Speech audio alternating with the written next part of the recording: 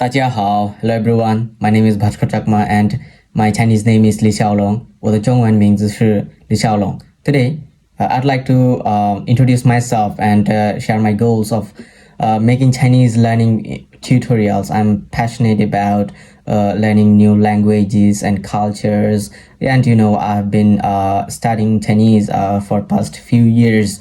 Learning Chinese can be fascinating, both fun and challenges, and I want to share my knowledge and experiences with others, those who are interested in this fascinating language.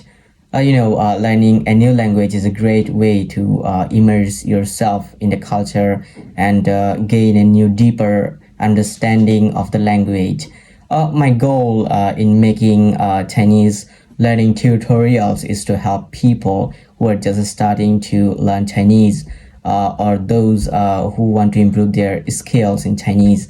I know from the experience that learning Chinese can be intimidating, but with the right guidance and resources, anyone can learn with a beautiful language. Thank you for watching, and I hope you will join me on this exciting journey of learning Chinese together. Thank you. Bye bye.